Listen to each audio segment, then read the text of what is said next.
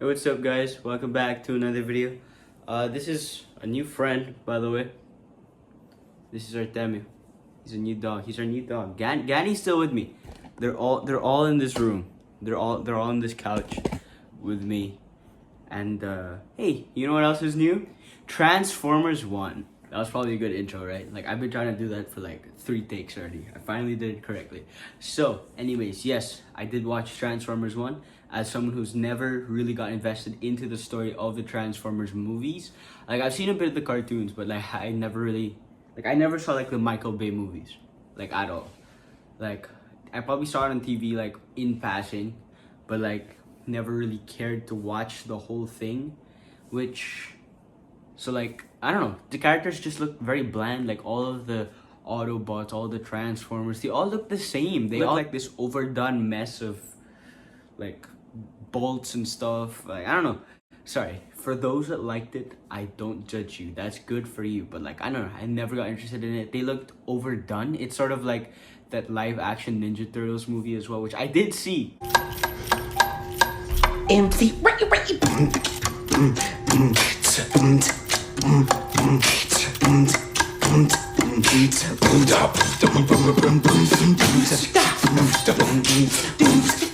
But like, it looks much better in animation. Okay, actually, that doesn't actually look that bad. That looks pretty good. This actually looked quite fun. Do you guys think I should watch this?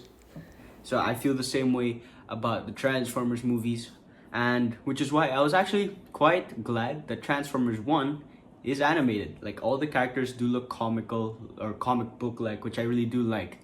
And then they had it set in Cybertron. It doesn't have any of that earthly live action. It doesn't focus on any of the humans like it did, which I didn't care about the humans in a Transformers story.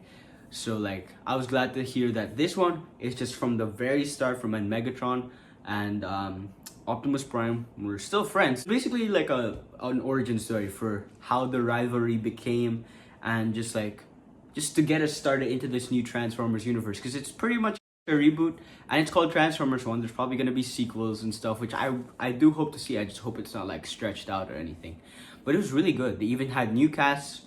They had Brian Tyree Henry as D16 and Chris Hemsworth as Orion Pax, or Megatron and Optimus Prime, which that was done before they actually became that's before they actually became Primes, which was pretty cool. So it's quite literally an origin story for all of them. We even saw Keegan Michael Key as Bumblebee, and then Scarlett Johansson as well. So those were like the 4 main characters. I do really love those actors. They're very good, and they're very good in this movie as well. And then the main bad guy was Sentinel, which I think at first they showed him as not being a villain. Although for those who probably know more about it, they probably expected him to be a bad guy. But I didn't, like, at first, because like, I didn't know anything. Like, I didn't watch any of the trailers.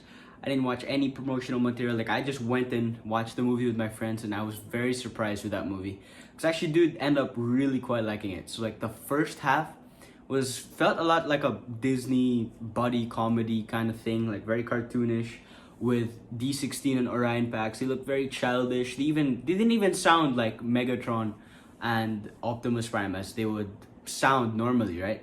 Because they were still young. They were still, they weren't in their prime. They weren't the characters that we know now. So that was just the first half. So I was worried that was gonna last like the whole movie. But no, I think towards the second half, when they met Lawrence Fishburne's character, and they found out that Sentinel betrayed all the primes, and then that's when it hit that I knew this movie was gonna be freaking awesome. Because like, Megatron, or D16, he got mad. Like, he had a whole speech and everything. He was really good in this movie. He was really good. Like, shit. Some of it may seem like an overreaction or overdone, but like, I mean, that's Megatron. Like, I think for that to not have been overdone, or for it to seem like Megatron wasn't overreacting, I feel like you should have shown a bit more in the start for how much hardship he actually had to go through. And then when they find out that it was completely like useless, then that reaction would make more sense. It would feel more appropriate. So I would kind of see why some people said it was like overreacting. Like that scene where he like rips Sentinel in half. I mean, that was pretty cool. But like, yeah, sure, it might seem like a bit like he was overreacting. So I don't know.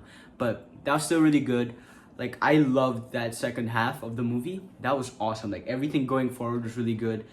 there was a lot of jokes still and stuff, but I think a lot of those were pretty fun, more or less. Like it wasn't like a Marvel movie where like they still kept making jokes throughout the final act. Like I think towards that they kind of knew it was gonna get serious. Like the moment Optimus Prime and Megatron started splitting up, and then like you could sort of feel the tension between them. That was the point where like, yeah, this movie was gonna be good. Like that was good.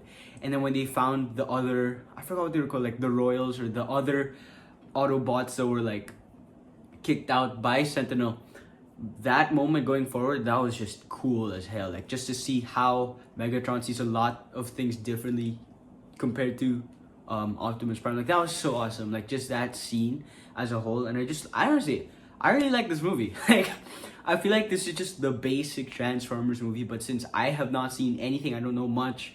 I really enjoyed it. I had so much fun with it, and I think this is something that you could probably just see. Like you don't need to know anything about it. You just go straight in and you watch the movie, and I think you'll have a pretty good time. I had a pretty good time, and like it definitely felt like a movie for the fans. Like, you know, just from the very start, just a fresh take on the Transformers.